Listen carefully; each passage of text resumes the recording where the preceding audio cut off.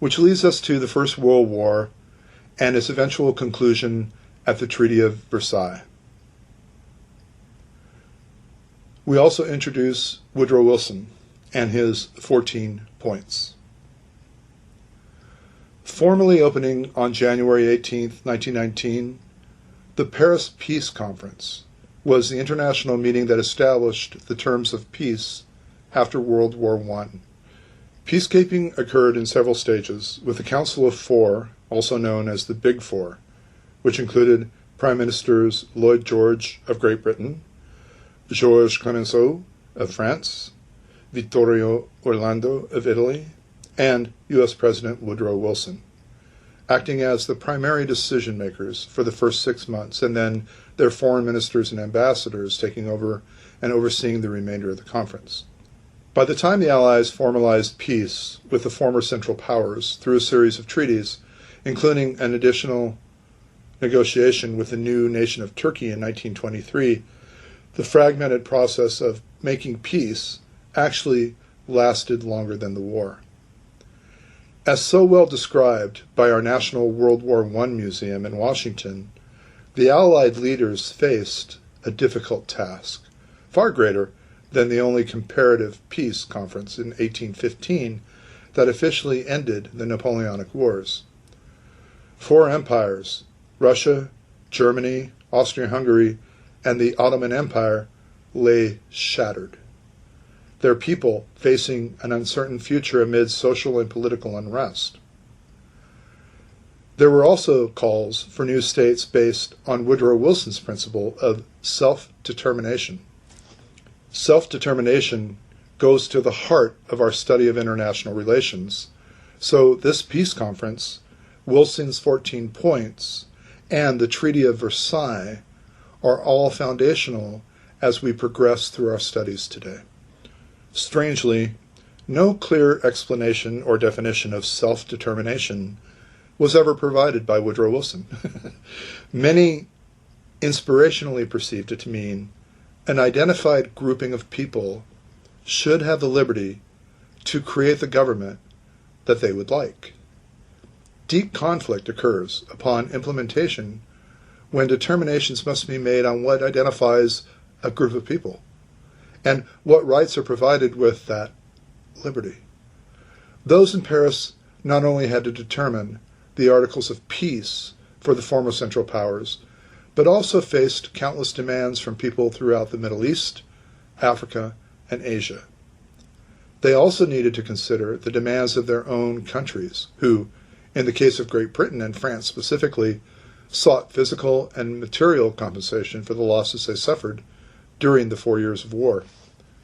In his war address to Congress in April of 1917, President Woodrow Wilson spoke of the need for the United States to enter the war in part to make the world safe for democracy.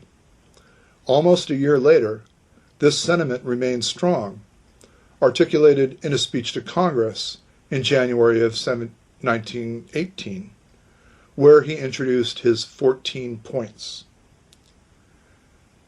Designed as guidelines for the rebuilding of the post-World War, the points included Wilson's ideas regarding nations' conduct of foreign policy, including freedom of the seas and free trade, and the concept of national self-determination, with the achievement of this through the dismantling of European empires and the creation of new nation-states.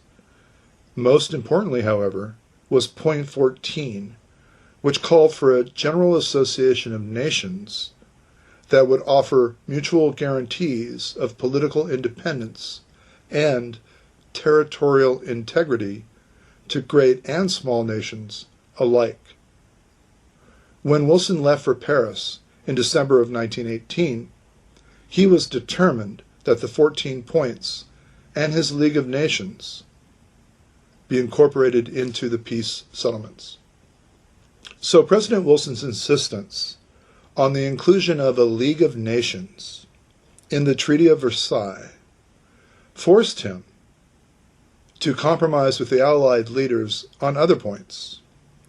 Japan, for example, was granted authority over former German territory in China, and self-determination, an idea seized upon by those living under imperial rule throughout Asia and Africa, was only to be applied, to Europe. Following the signing of the Treaty of Versailles, Wilson returned to the United States and presented it to the Senate. Although many Americans supported the treaty, the president met with resistance in the Senate, in part over concern that joining the League of Nations would force U.S. involvement in European affairs. A dozen or so Republican irreconcilables refused to support it outright, while other Republican senators, led by Henry Cabot Lodge of Massachusetts, insisted on amendments that would preserve U.S. sovereignty and congressional authority to declare war. Having compromised in Paris, Wilson refused to compromise at home and took his feelings to the American people, hoping that they would influence the senators' votes.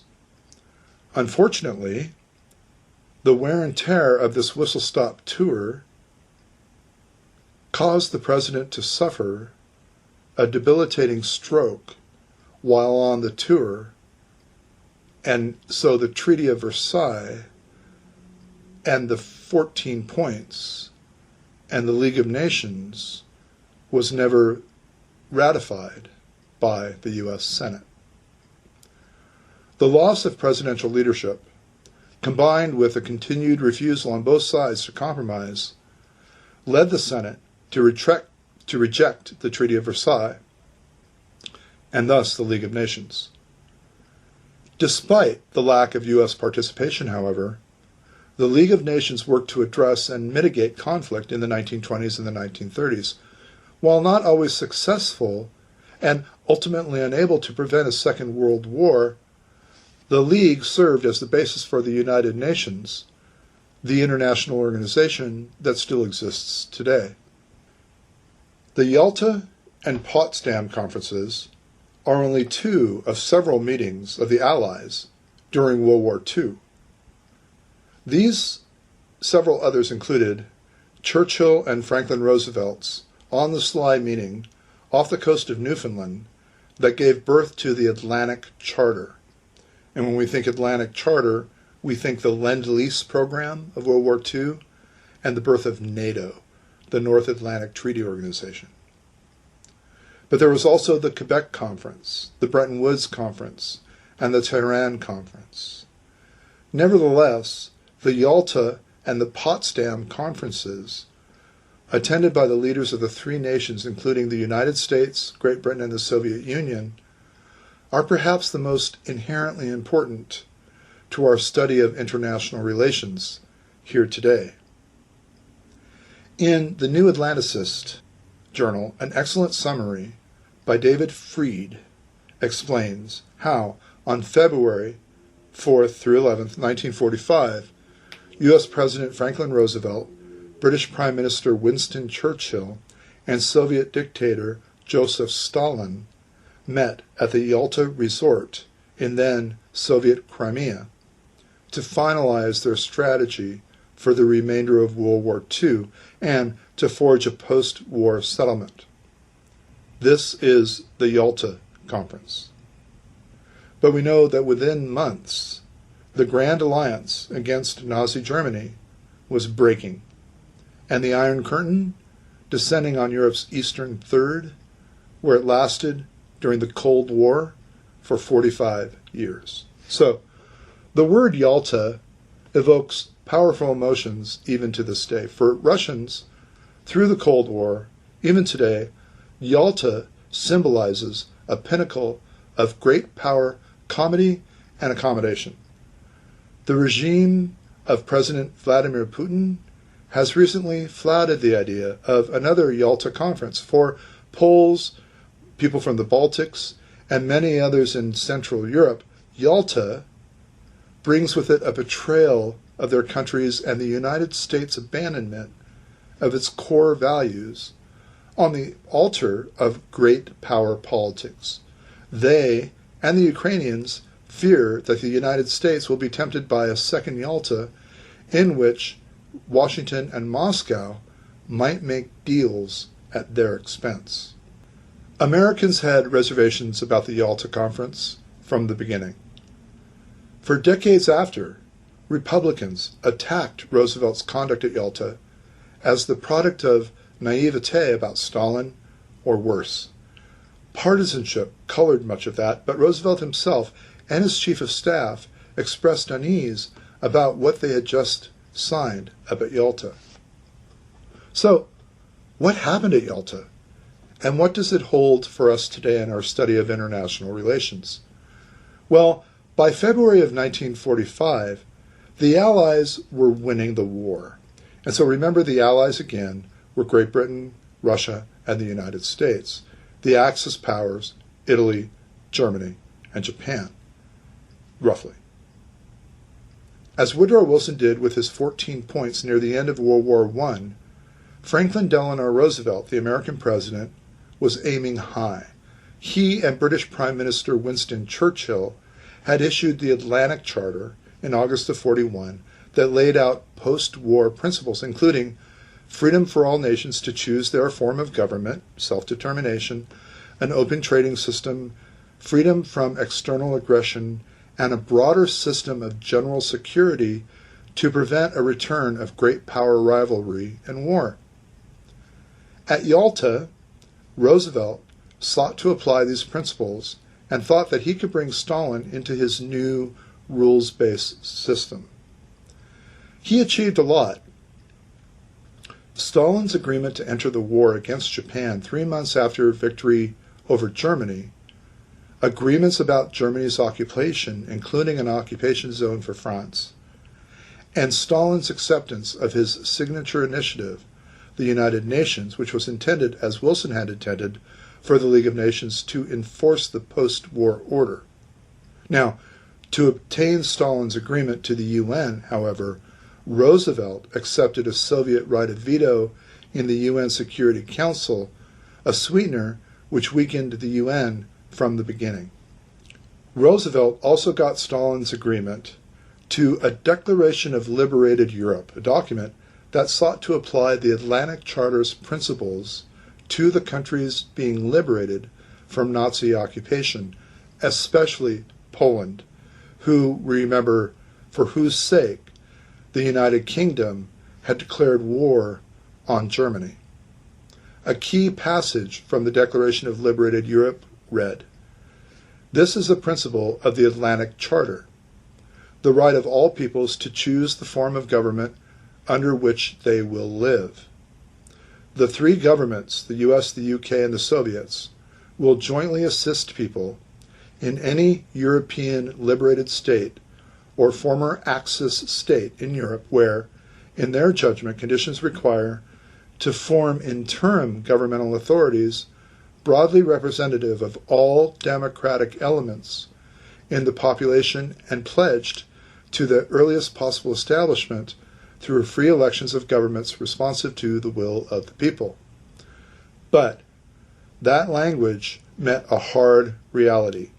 By February of 1945, Soviet armies were already in control of most of Poland. And, as Roosevelt and his team knew, Stalin was already installing communist governments there and in other places within his control, such as in Romania. Whether or not the Yalta agreements were the best Roosevelt could do for Poland at the time, they were a bad deal.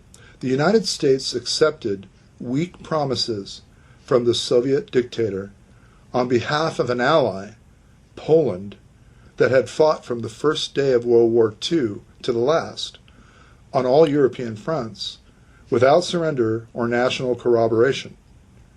By extension, the United States was throwing up its hands as the Soviet Union imposed its rule on Central and Eastern Europe.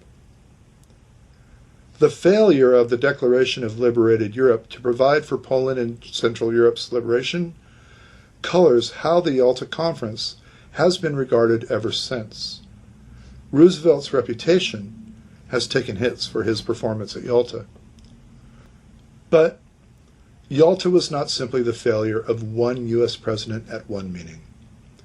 The road to Yalta was the product of a doctrine of isolationism and the original America First movement that reflected conviction by great parts of the U.S. political left and right that the United States had no vital interests in European security. Left and right isolationists agreed that the United States had been tricked into World War I for no good reason by a cabal of cynical Anglo-French politicians and arms merchants. The default by most European powers of World War I debt to the United States fueled the sentiment that the United States had been badly treated by European powers and that it should have nothing more to do with grand Wilsonian visions. Roosevelt's foreign policy was constrained by the isolationists' political power, and, as a result, the United States left Britain and France, weakened by World War I, to deal with Hitler and Stalin on their own. Well, we know that the consequences were catastrophic. It took the German conquest of France in June of 1940 to substantially weaken the political power of the isolationists domestically in the United States. By then, good outcomes were unobtainable. The United States was playing catch-up from a bad position. When the United States entered World War II in December of 1941, it needed Stalin to defeat Hitler. From that point, the bad choices Roosevelt faced at Yalta were nearly baked in. The United States might have tried to force a showdown with Stalin over Poland and Central Europe at an earlier phase of the war. For example, the Tehran summit in November of 1943 was one such occasion.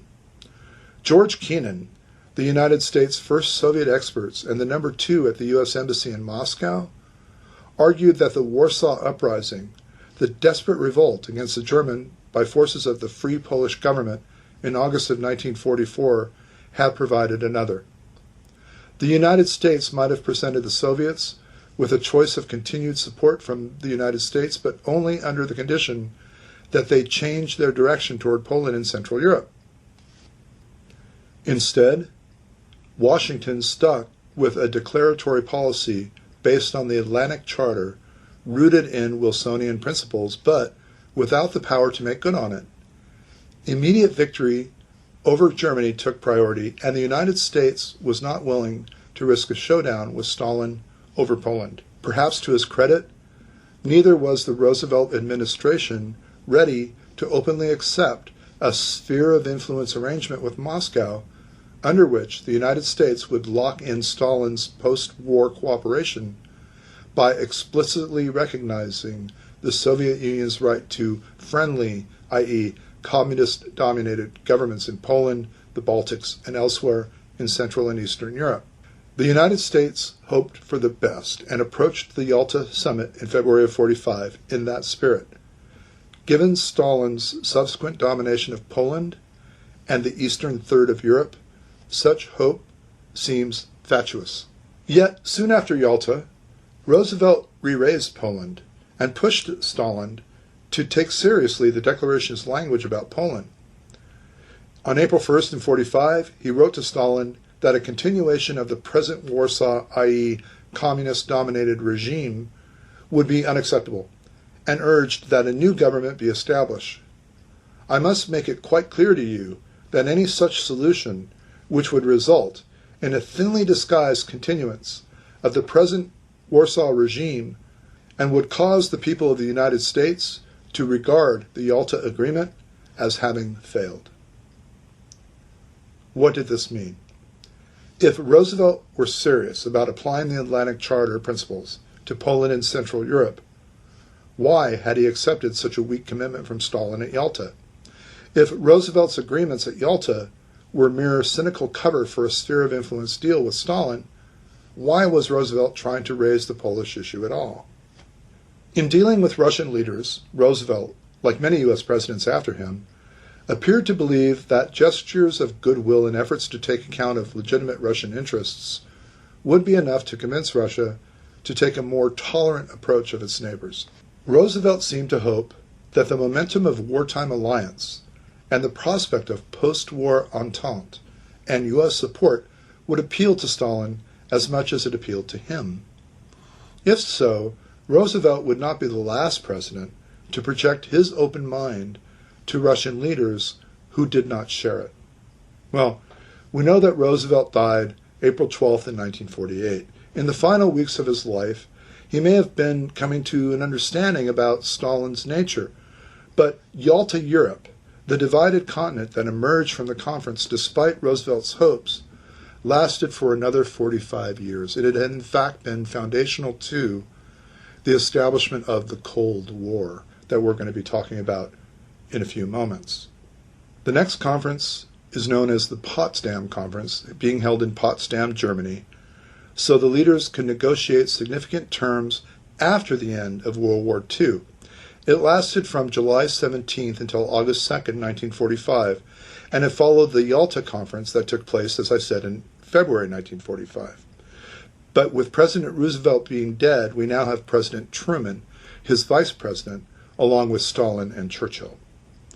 As I suggested above, when Stalin, Churchill, and Roosevelt met during Yalta, they agreed to discuss the post-war borders throughout Europe. Well, after Germany's defeat and surrender on May 8th, the Allied leaders have decided to meet at Potsdam to settle the discussions at Yalta. While the Allies maintained their commitment to fight a joint war in Pacific regions, the absence of a common enemy led to challenges in attaining the consensus with regard to the post-war reconstruction throughout Europe. The main issue discussed at Potsdam was the consensus of how the Allies would handle Germany. During the Yalta Conference, the Soviet Union pressed for a massive post-war reparations intended from Germany, and half of those were assigned to the Soviet Union. Although Roosevelt had acceded to these demands, Harry Truman was resolute to mitigate the case of Germany by obliging the occupying countries to precise reparations from their own occupation zones. Truman encouraged such position because of the desire to prevent such situation from being repeated, which was believed to have caused World War II and the failure of the Versailles Treaty. With the huge reparation payments assigned to Germany after World War I, more problems were created, and as I said, resulted in World War II. Numerous scholars agree that the massive reparations that handicapped the financial and economic status of Germany fueled the rise to power of the Nazis. The leaders of the Allied powers managed to come to terms at the conference after numerous disagreements. For instance, they confirmed the status of the disarmed and demilitarized Germany under 4 zones that were occupied by the Allied forces. Based on the protocol of the Potsdam Conference, there was a need for a total demilitarization and disarmament of Germany. Furthermore, all aspects of the German industry that may be used for military purposes must be dismantled. There was also a necessity to eliminate the military and paramilitary German forces. Moreover, Germany's production of military hardware was forbidden. With all these conditions, the society of Germany was needed to be remade along the democratic lines by abolishing discriminatory laws that were created during the Nazi era. In addition, all Germans that were responsible for massive damages and loss of lives were to be arrested and deemed war criminals. Well, during the conference at Potsdam, it was also discussed that there was a need to purge the educational and judicial systems of Germany so it would be free of authoritarian influences. It was also necessary to encourage political parties in administering Germany at the state and local levels. However, the need to reconstitute the German government was postponed, and the Allied Control Commission would lead the country for an indefinite period. A significant matter that was addressed at the conference was the revision of the Polish-Soviet-German borders, as well as the expulsion of millions of Germans from disputed territories. Following the changes in the Polish-Soviet border, Poland obtained a large portion of German territory, and it began to deport German residents that were in question. The same fate happened to Germans in various territories that were residing in other nations. Although the negotiators at the conference were aware of the situation, they did not take any action. Instead, they declared that the transfers must be effected in a humane and orderly manner. Moreover, Hungarians, Poles, and Czechs suspended more deportations temporarily.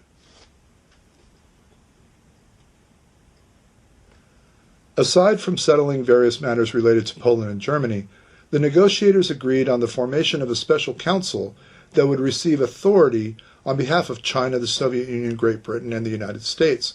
The council would draft significant peace treaties with the former allies of Germany. According to historians then, the conference at Potsdam was rather memorable because of the conversation that took place between Truman and Stalin. The U.S. president's firm stance and wisdom during the negotiations enhanced the country's bargaining power vis-a-vis the Soviet Union.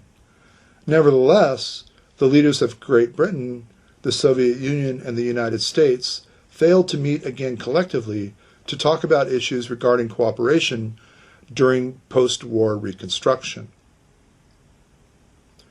Several other elements of international relations developed into what we now call this Cold War.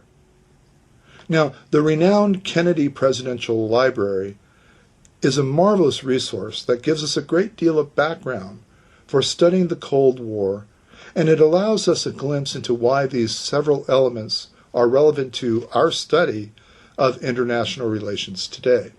After World War II, the United States and its allies, and the Soviet Union and its satellites, began a decades-long struggle for supremacy known as the Cold War.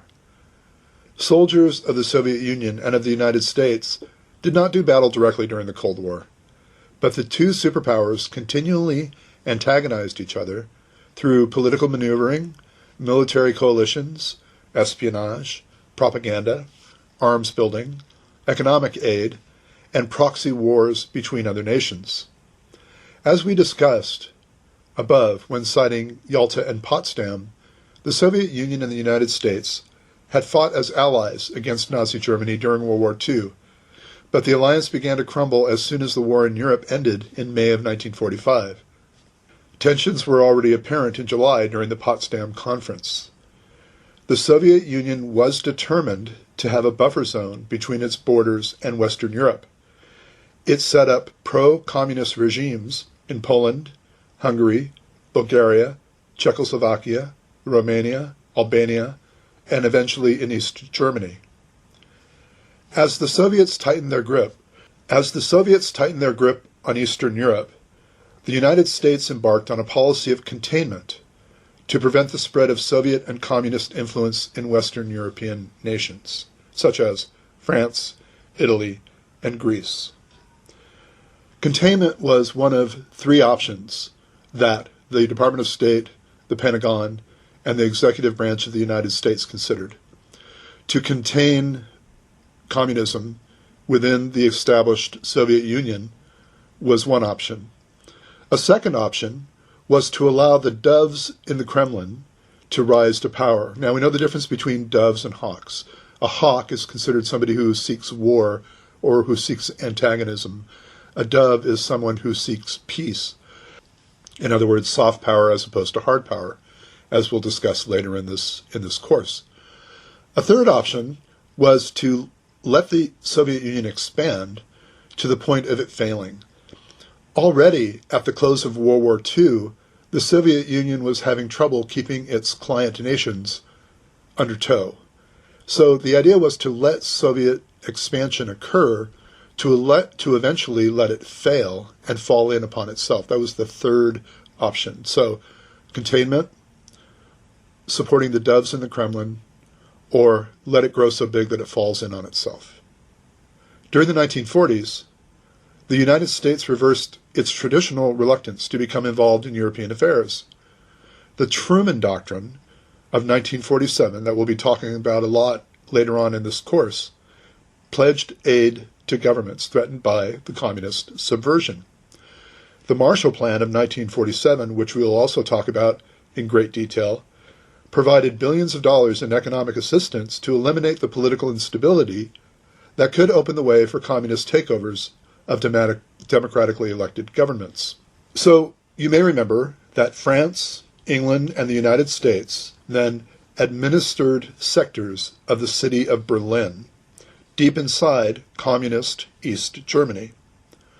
When the Soviets cut off all road and rail traffic to the city in 1948, the United States and Great Britain responded with a massive airlift that supplied the besieged city for 231 days until the blockade was lifted.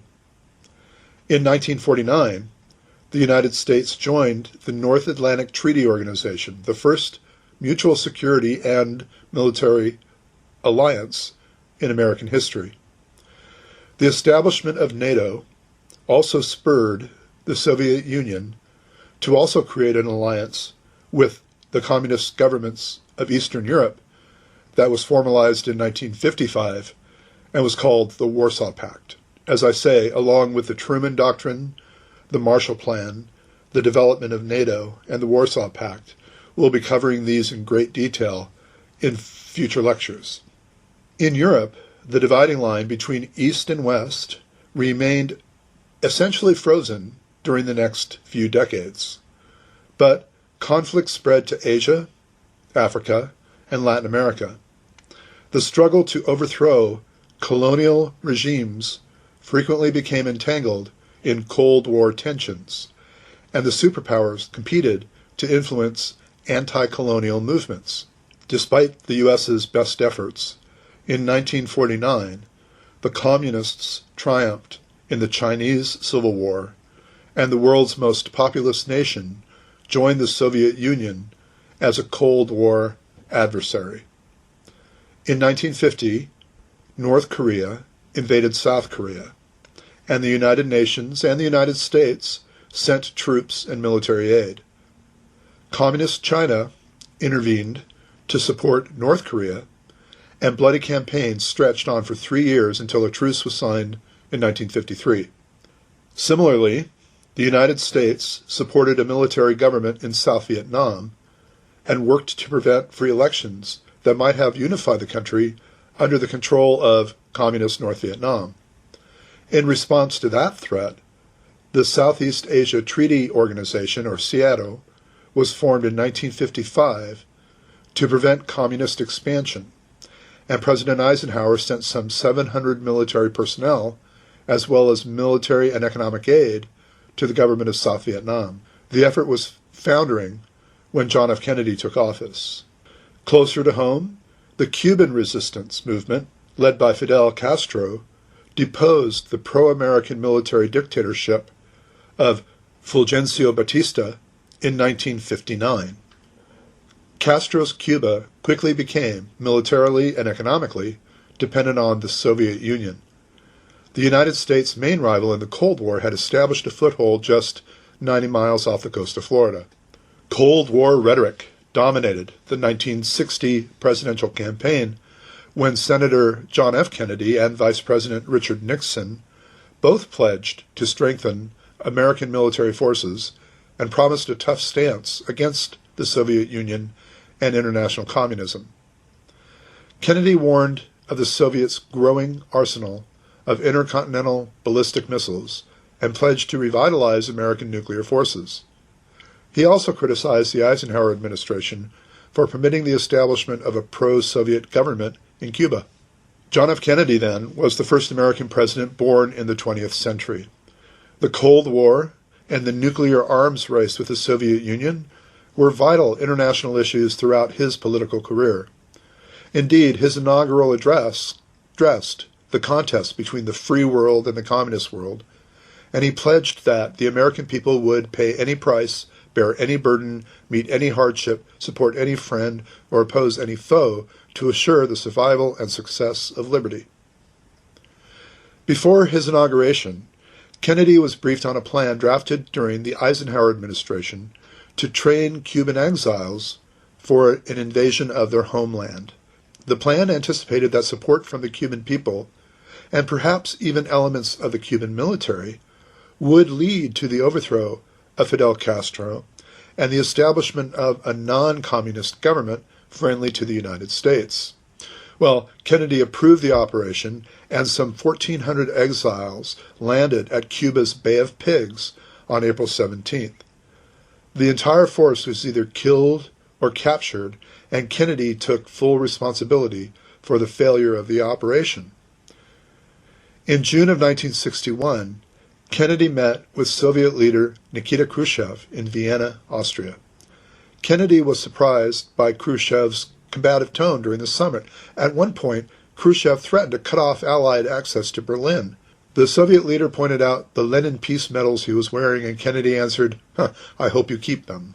Well, just 2 months later, Khrushchev ordered the construction of the Berlin Wall to stop the flood of East Germans pouring into West Germany.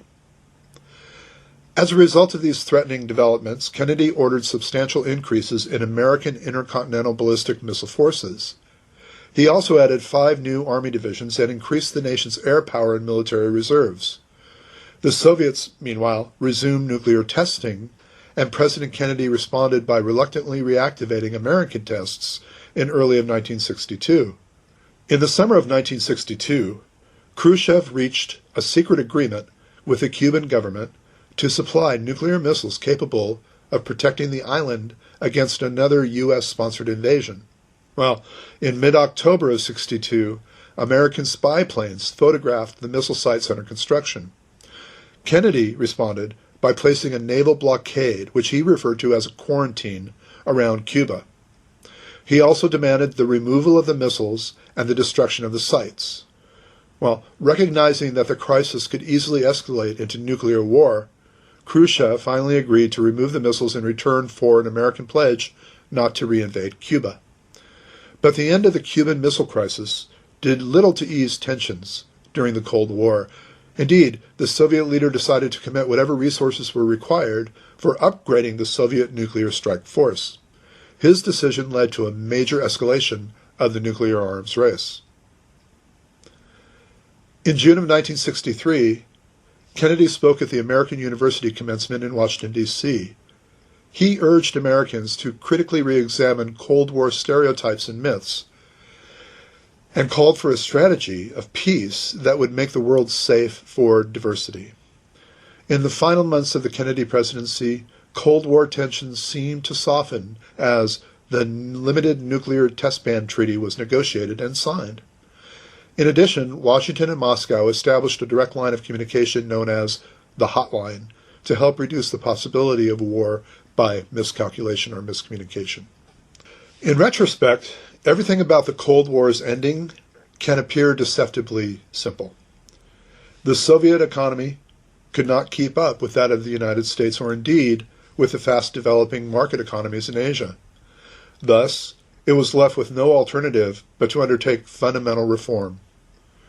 President Ronald Reagan's support for greatly increased American military spending, not least on his Strategic Defense Initiative, SDI, lovingly referred to as Star Wars, forced the Soviet Union to admit defeat and to pursue a concessionary foreign policy. Victory went to the side with the greater economic and military strength, and President Reagan, having the stronger cards at his disposal, seemed to play them well.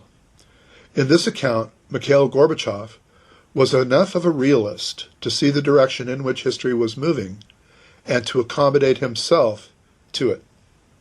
In his amazing article published in the New York Review, Archie Brown asks the rhetorical question, what are we to make of this? A long-term decline in the Soviet rate of economic growth, together with technological lag, was indeed a stimulus to reform, but if the admittedly backward condition of the Soviet economy had been the overwhelming driving force for change, it was rather odd that Gorbachev proceeded to give a far higher priority to radical political reform than to introducing economic reform based on markets. And since the Soviet Union retained the means to destroy the United States, with SDI but a distant and fanciful prospect for preventing this, the Soviet leadership before Gorbachev saw no reason to alter the country's defensive policy. Military industry and the space program were the main exceptions to Soviet technological backwardness, and though paying for them was a greater burden than it was for the much larger American economy, it was a price the leadership was willing to pay. Constant warnings of external threat made it relatively easy to mobilize support for military spending, and the nature of both the political system was such that grumbling about consumer shortages, concomitant both of the bloated defense budget and of the non-market economy, came nowhere close to provoking mass political unrest. It was not economic crisis that compelled radical reforms, but radical reform that led in due course to a political crisis. The notion that the Reagan administration was so successful in turning the military balance of power against the Soviet Union that the Kremlin leaders had no option but to change the system and seek accommodation with the United States is actually lacking in historical perspective. It's hard to reconcile with the fact that the East-West imbalance was much more to the advantage of the West in earlier post-war decades than it was by the time Gorbachev entered the Kremlin. Yet, those earlier years were a time of communist expansion. What had changed by the late 1970s and 1980s was a loss of faith in the communist project on the part of many thinking members of the Soviet intellectual elite and a minority within the political elite. But ideas, especially in a highly authoritarian political system, need institutional bearers if they are to be translated into a fundamental change of policy. In the top-down communist system, nothing was more important than a reformer acquiring the levers of power attached to the office of Party General Secretary. Well, Gorbachev then was the only member of the Politburo on the eve of his succession to the party leadership in 1985 with a mind open to far-reaching reform. This meant that he was chosen not because he was a serious reformer or because he was a softliner, for suspicion that he was either would have ruled him out of contention. Rather, as the youngest, ablest, and most energetic member of the Politburo, he was seen as someone who might get the country moving again. More importantly, he already had one hand on the levers of power. The political talents that had secured his accelerated promotion meant that he was number 2 in the party hierarchy during the year preceding the death of his frail predecessor, Konstantin Chernenko, on March 10, 1985.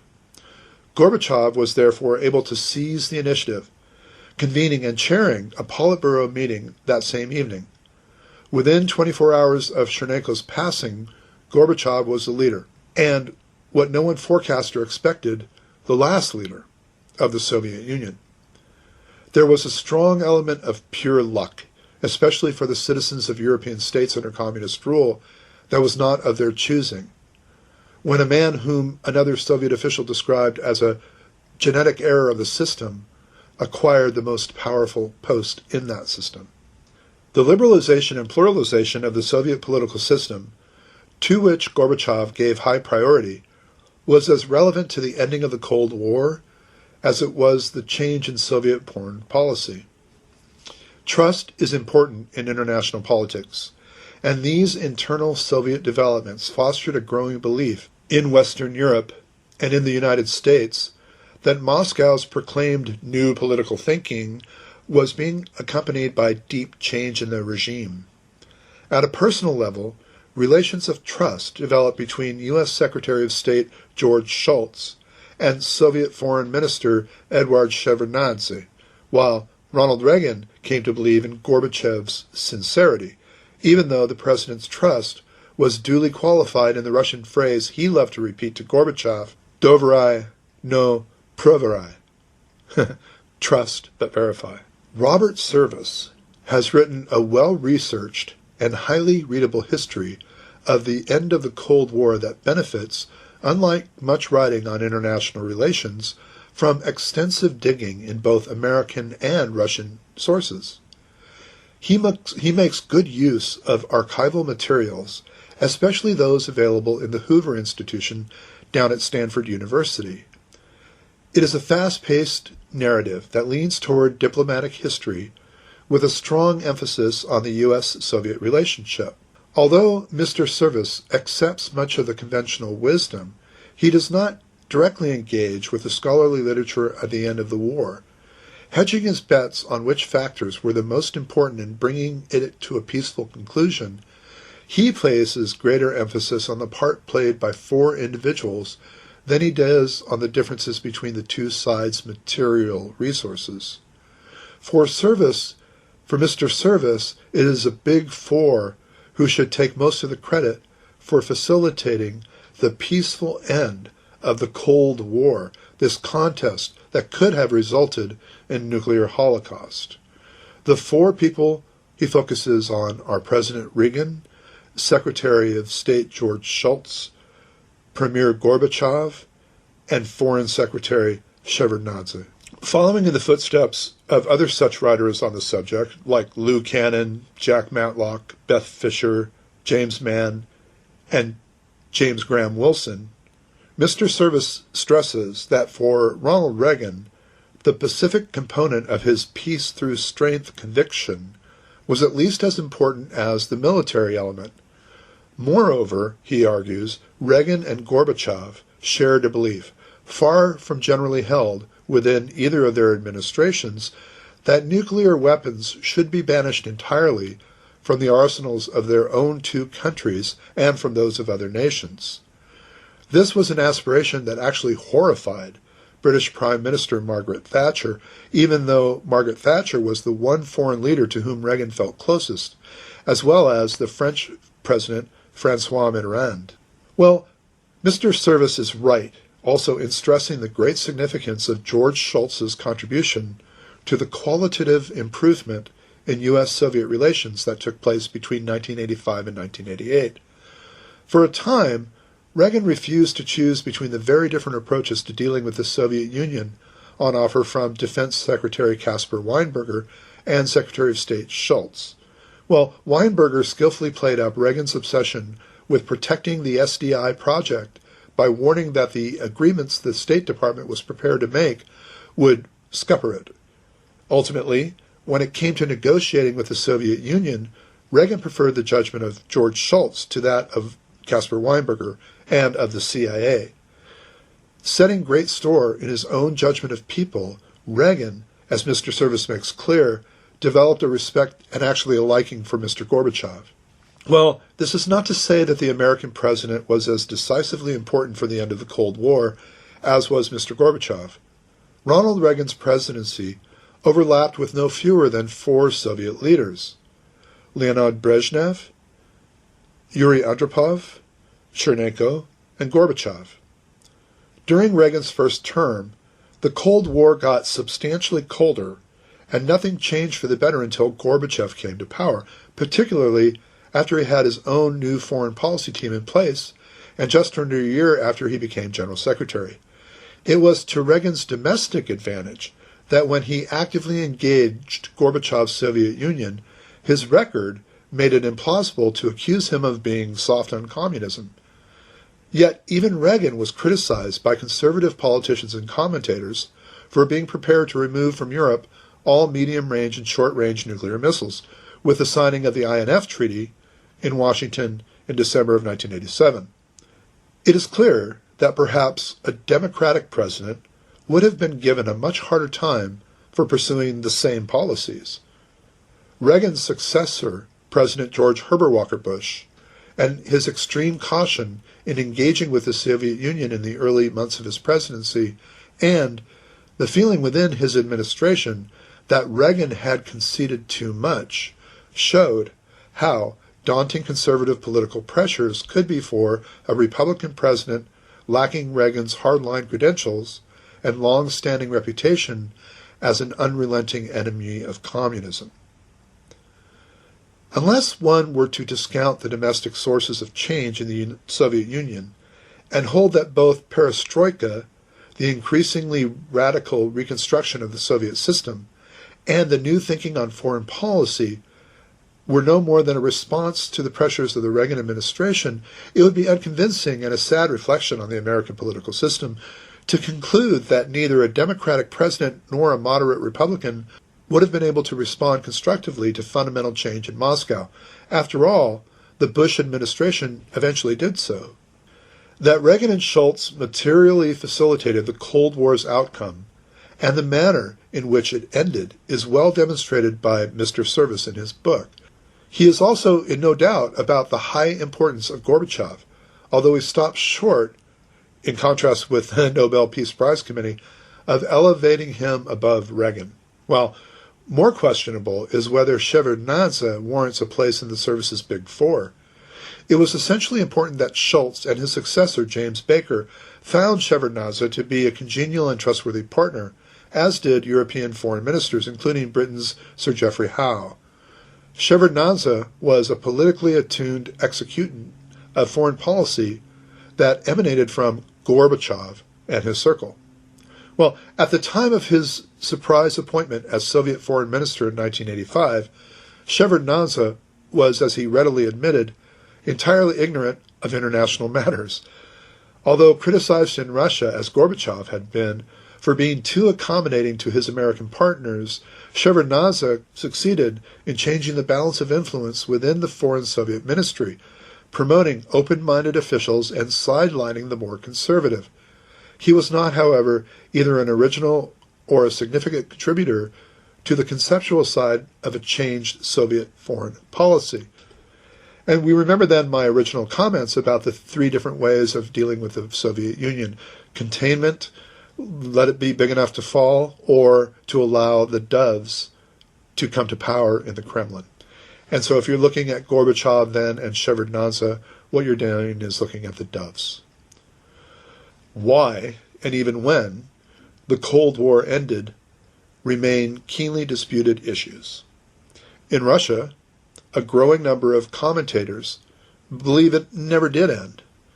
In the West, there has been talk in recent years of a new Cold War, although that has been currently overtaken by concern with the nature of President Trump's administration and their relationship with Moscow and its possible indebtedness to the Kremlin.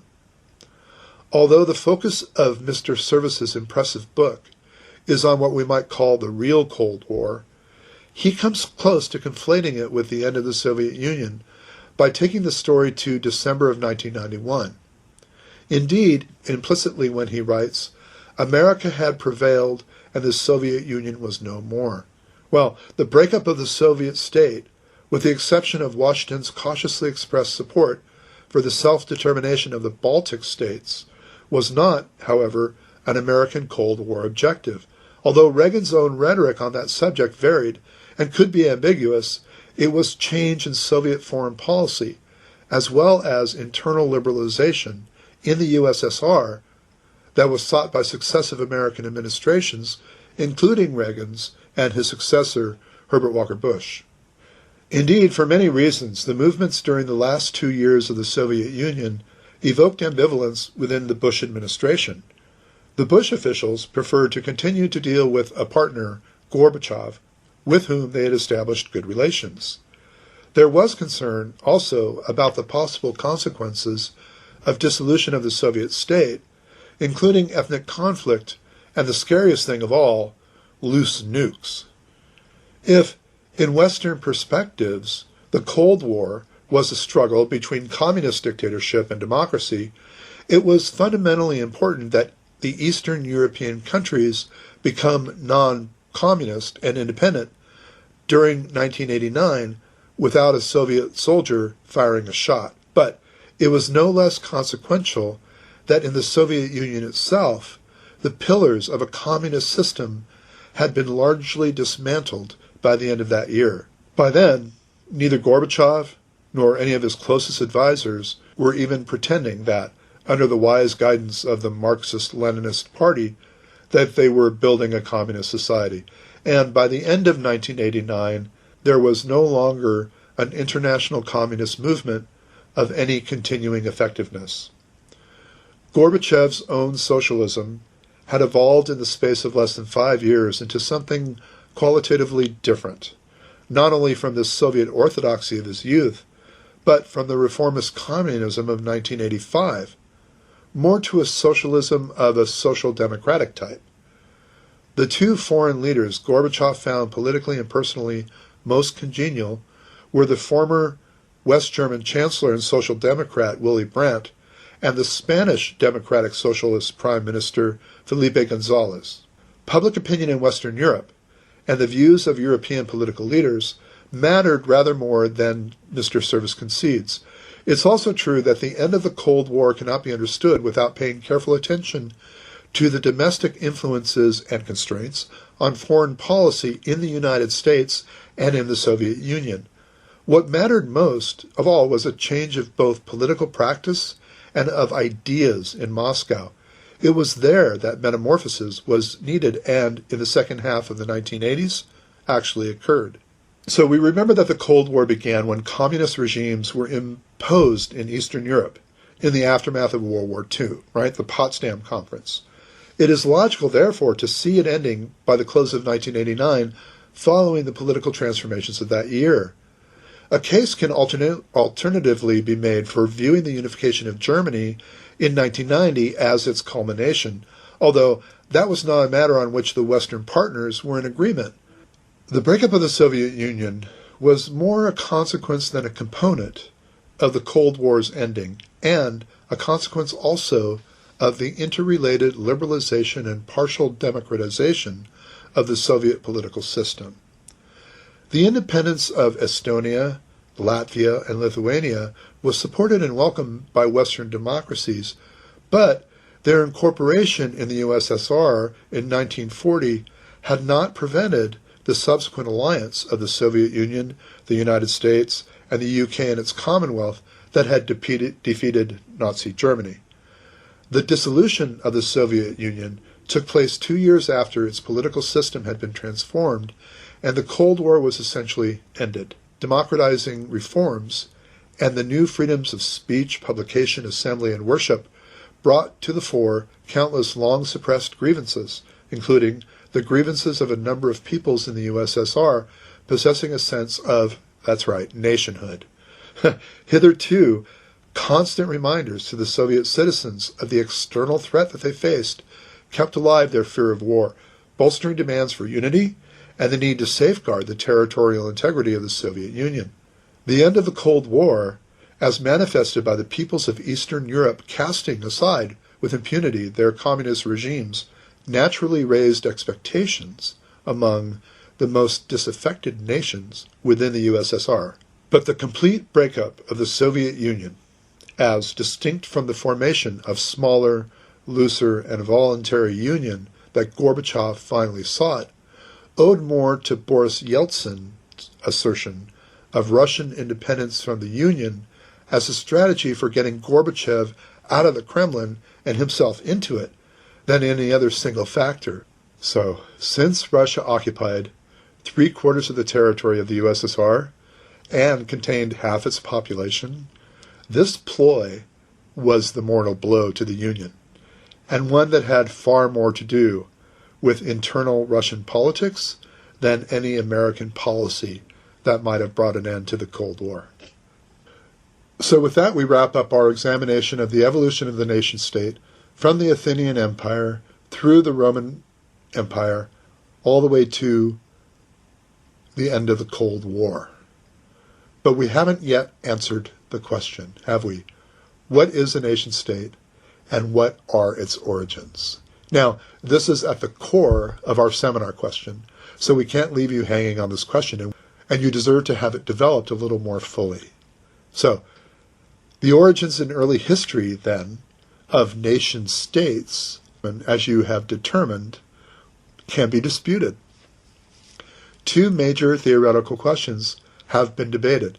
Well, which came first, the nation or the nation-state? And secondly, is nation-state a modern or an ancient idea? Well, as we've discussed herein, respected scholars whom I have cited have advanced the hypotheses that the nation-state was an inadvertent byproduct of the 15th century intellectual discoveries in political economy, capitalism, mercantilism, physical geography, and geography combined together with cartography and advances in map-making technologies.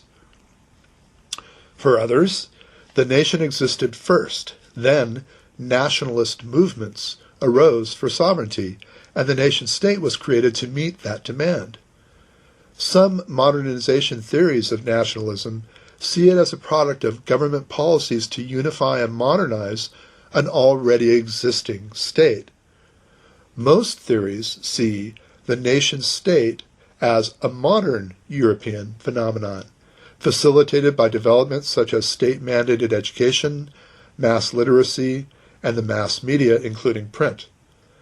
However, others look for the roots of nation-states in ancient times, as we did with our first introduction of the Athenian and Roman empires. Most commonly, the idea of a nation-state is associated with the rise of the modern system of states, as we've discussed and as described in your textbook, often called the Westphalian system. The balance of power that characterized that system depended on its effectiveness upon clearly defined, centrally controlled, independent entities, whether empires or nation-states, that recognized each other's sovereignty and territory. The Westphalian system did not create the nation-state, but the nation-state met the criteria for its component states. Nation-states have their own characteristics that today may be taken for granted factors shaping a modern state, but that all developed in contrast to pre-national states. Their territory is considered semi-sacred and non-transferable. Nation-states use the state as an instrument of national unity in economic, social, and cultural life. Nation-states typically have a more centralized and uniform public administration than their imperial predecessors because they are smaller and less diverse. After the 19th century triumph of the nation-state in Europe, regional identity was usually subordinate to national identity. In many cases, the regional administration was also subordinate to central or national government. This process has been partially reversed from the 1970s onward with the introduction of various forms of regional autonomy in formally centralized states, such as in France. As described in this quote by Benedict Anderson, a wonderful Chinese-born Irish political scientist from his book Imagined Communities, it is imagined because the members of even the smallest nation will never know most of their fellow members, meet them, or even hear of them. Yet, in the minds of each lives the image of their communion. The nation is imagined as limited because even the largest of them, encompassing perhaps 1 billion human beings, has finite, if elastic, boundaries beyond which other nations lie. No nation imagines itself conterminous with mankind. It is imagined as sovereign because the concept was born in an age in which enlightenment and revolution were destroying the legitimacy of the divinely ordained hierarchical dynastic realm. In other words, the most obvious impact of the nation-state, as compared to its non-national predecessors, is the creation of a uniform national culture through state policy. The model of the nation-state implies that its population constitutes the nation, unified by common descent, common language, and many forms of shared culture. When the implied unity was absent, the nation-state often tried to create it. The creation of national systems of compulsory primary education is usually linked with the popularization of nationalist narratives. Even today, primary and secondary schools around the world often teach a mythologized version of national history. The present-day layout of the world's political map is a product of humanity's endless politico-geographic accommodations and adjustments. A mosaic of more than 200 states and territories separated by boundaries, makes the world look like a jigsaw puzzle. Human territoriality refers to a country's or a more local community's sense of property and attachment to its territory, expressed by its determination to keep it inviolable and defended. A state, then, is a politically organized territory, administered by a government and recognized by the international community. A state must also contain a permanent population, an organized economy, and a functioning internal circulation system or infrastructure. Theoretically, a nation-state is a recognized country possessing formal sovereignty and occupied by a people who see themselves as a single unified nation. In only a handful of countries do state territories largely coincide with the distribution of people who feel that they are part of one nation. In a recent article in the Boston Globe, former Treasury Secretary and noted columnist and author Robert Reich reminds us that with Congress's recent rejection of the Nuclear Test Ban Treaty and an upcoming World Trade Organization meeting that's already causing a storm, it's useful to remind ourselves that there are two faces of nationalism. The negative face turns away from global responsibilities. The positive one embraces domestic ones. Both give priority to quote-unquote us inside the borders over quote-unquote them out there. Both believe that America should come first. Both depend for their force on a nation's sense of common purpose. But negative nationalism uses that commonality to exclude those who don't share it. Positive nationalism uses it to expand opportunities for those who do. Negative nationalism assumes that the world is a zero-sum game, where our gains come at another nation's expense and theirs come at ours. Positive nationalism assumes that when our people are better off, they're more willing and better able to add to the world's well-being. History teaches that one of the two faces of nationalism almost always predominates. A society with a lot of positive nationalism is more likely to be tolerant and open toward the rest of the world because its people have learned the habits of good citizenship and social justice. Dictators and demagogues, on the other hand, flourish where social capital is in short supply. People who feel little responsibility toward one another will turn against minorities in their midst and outsiders across their borders in return for promises of glory or comforting fictions of superiority. Negative nationalists prey most directly on people who are losing ground economically and socially. The recent resurgence of negative nationalism in Austria, France, and Switzerland is especially evident among blue-collar manufacturing workers and young men who feel the economic ground shifting from under them. The ugly violence against ethnic Chinese in Indonesia during the currency crisis there was also rooted in economic fears. People whose livelihoods were at risk find it reassuring to be given specific targets for their frustrations. Among economic insecurity's first scapegoats are always immigrants, foreigners, and ethnic minorities. A healthy dose of positive nationalism can ease these anxieties by softening the burdens of economic change. When they feel especially connected to their compatriots, citizens who gain from change are more willing to support strong safety nets, employment programs, and educational systems that help ease the burdens on those who would otherwise fall far behind.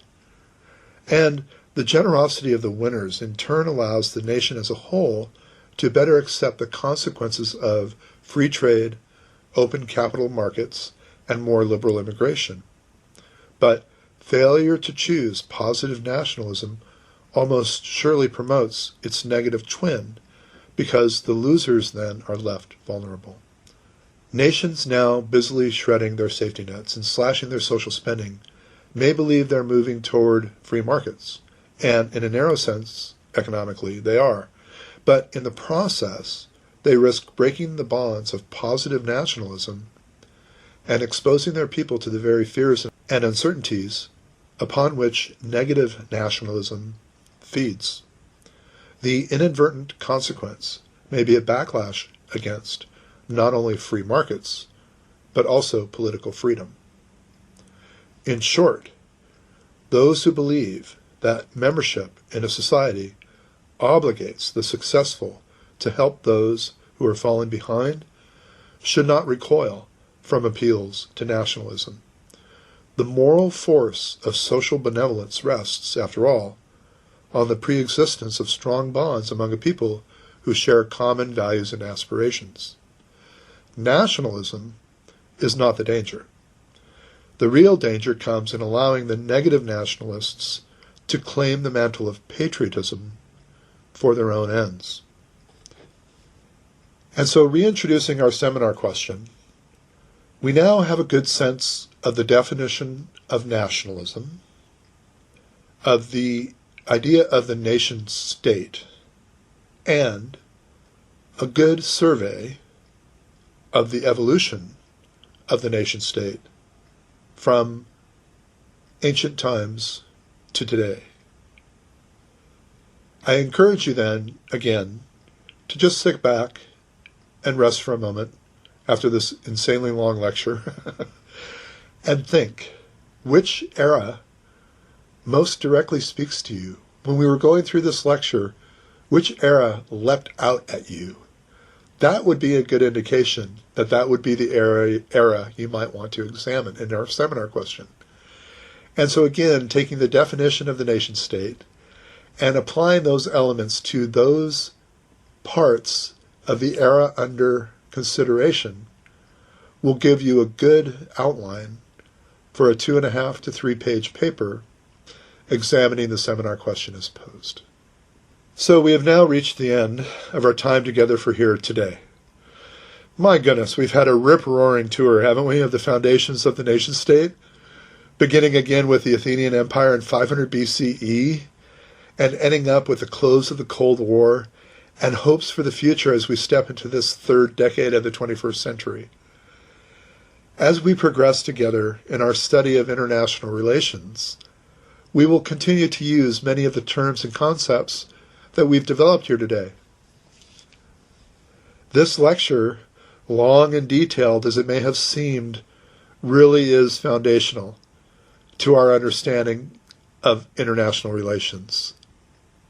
As we continue in our study, looking at the contending perspectives, the international system, the state and the nation and the individual, the use of hard power and soft power, the interaction of IGOs and transnational organizations such as the WTO, the World Bank, and the IMF.